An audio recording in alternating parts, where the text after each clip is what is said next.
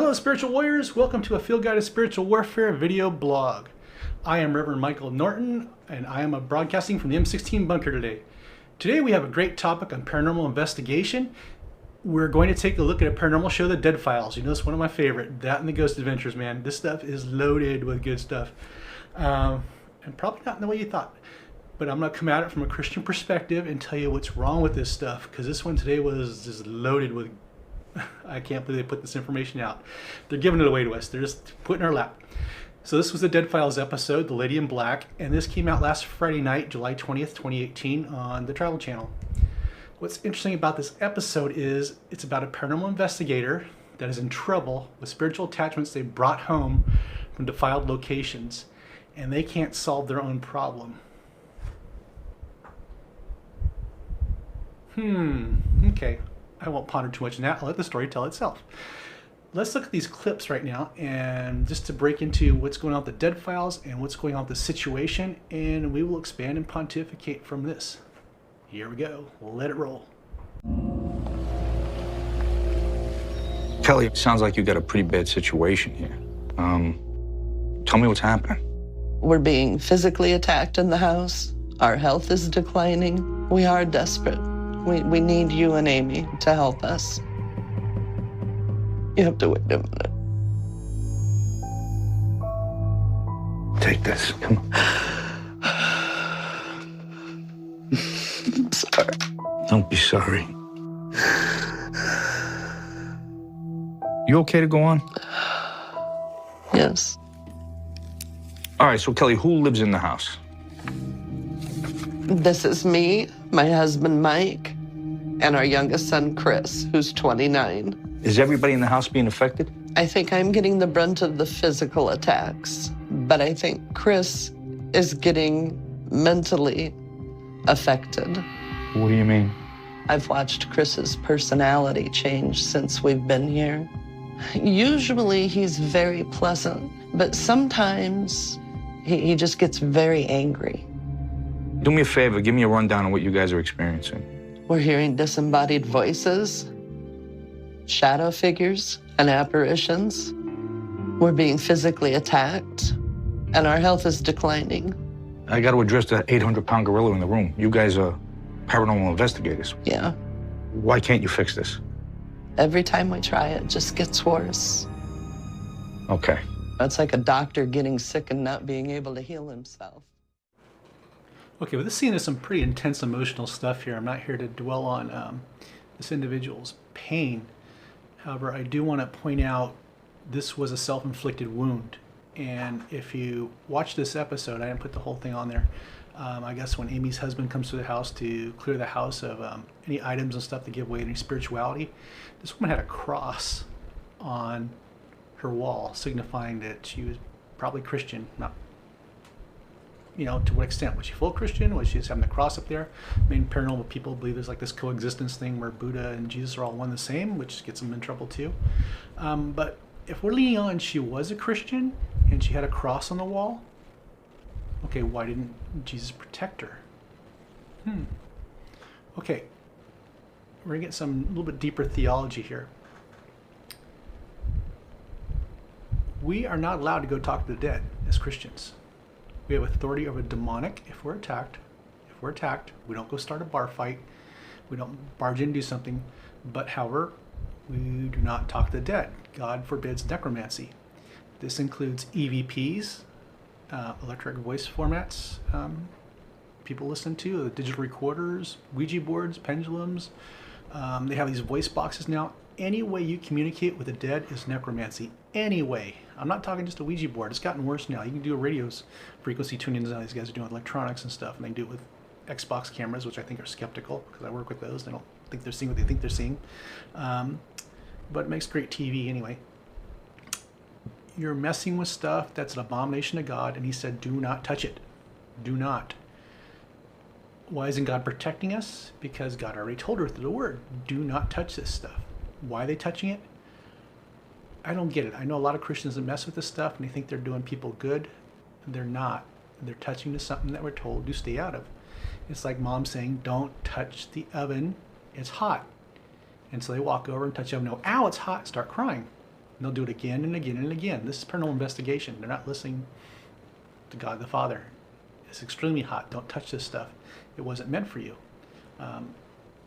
But you know, this whole garbage comes through that we're all psychics and all this stuff. No, that's a lie. That's bogus. And it'll stop right there. We're spiritual beings, so we can sense spiritual stuff. We all can. It's not a gift. That's a lie. It's a lie. We do have spiritual gifts for discernment. We have spiritual gifts training and stuff. But to walk off and go, oh, I have this gift for being a medium. No, you have a spiritual attachment. You've opened a spiritual attachment. You have to shut it off. And that's what this woman did. She opened a spiritual attachment that's dangerous. Very dangerous, attacking her. And she says, like being a doctor, no, you're not a doctor. You were told not to touch this stuff. Even in ministry, we have to have special teams that handle this. We don't just send basic Christians in, they get slimed. Kind of Ghostbusters, you get slimed. You go home with attachments like this lady did, but not as bad. We clean you off. But this lady repeatedly disobeyed the word of God if she was a Christian, and she got not just slime, she has spiritual attachments in her house now. They didn't go as far as to say that those came home with her, but they did. Those followed her home. It's kind of like those hitchhiking ghosts at Disneyland, right? That's what she brought home with her. But anyhow, that's part one. If you're Christian, get out of this stuff. You don't belong in it. You just don't. I'm sorry. I don't care how informed you think you are, if you give yourself to being an anointed exorcist, or you give yourself the title to you're a demonologist. You are not, and it was not given to you by God. End of story. God does raise up people. We stay the heck out of this stuff. In fact, I only go into it when I have to. I just sit back, watch one of these people just crash and burn. You can't help them. They don't want to help themselves, so I don't rush in. Only the few that want to be helped is what we help out with. Only the few. And they have to prove to me they want out. A lot of times they don't. They're still going back. Like Proverbs says, they're going back to their own dog's vomit. They do it. But anyway, I want you to see how Amy starts putting in some of this stuff too. It's kind of interesting here too, what she says about, you know, the paranormal. So let's roll that footage.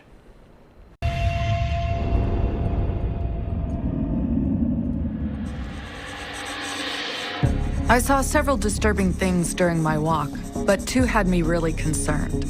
First, the group of dead in the master bedroom. There were a Got it. Okay. Amy, is this what you saw? Yes.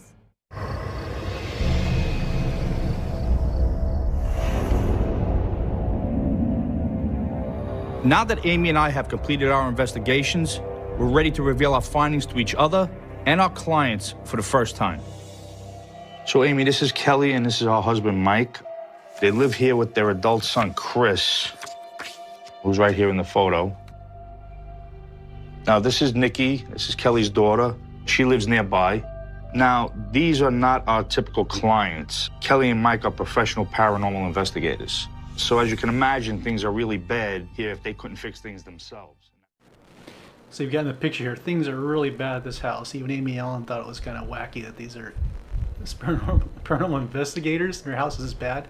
I mean, the woman was pushed down the stairs. Other violent things were happening to different people in the house. This is the junk you bring home. Your little self-proclaimed title of demonologist, medium, mystic, whatever it is not going to protect you from the reality of what's out there. And we don't mess with it. Like I said, there's certain ministry teams that do mess with this stuff. And it's only because God releases into it. And many times, like when I deal with this stuff, I pray that Jesus, do I belong here? And if he says no, I ain't going to go help him. Something else is going on. So a lot of times I won't get released in some of these fights and people get angry. Why aren't you going to help me? Well, Jesus said no, because you aren't at a point where you want to stop doing this stuff. That's where it's at. It's interesting too that Amy Allen's advice was for the woman she called a medium. Of course, we said this is BS. To go see a therapist to help her out with their mediumship and what she's seeing. Therapists don't help this. I don't know where she makes this stuff up from, or it's just, you know, maybe it's stuff they make up in the paranormal bar or the psychic bar. I don't know. This stuff is garbage. That woman needs to be told, stay out of what you're doing. That's why you get hogwashing this stuff. And of course, the show said at the end with their, you know, based on Amy's findings and stuff, when they told her the house was clean, it wasn't clean. It wasn't. I hate to say this. I pray to God, I hope it is clean. I hope the house is clean. But knowing how these demonic things behave, they go dormant for a little while, and then they rear their heads again. And these people were not told to completely stay out of the paranormal. They're going to open that door again, and it's going to come back tenfold. It's going to be poltergeist house, their place. It's going to be far worse. So how do you deal with this stuff? when you get people like this, you need to bring them into a church, not their house, because they already have the guests at their house. Start by having them repent, renounce their mediumship and what they are doing of ghost hunting, and then you're going to make darn sure they're out of it. They're not helping people.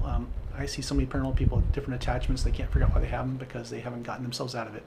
They think they're helping others, but they're not. If they got a blanket or stuck to a spirit themselves, they can't help other people.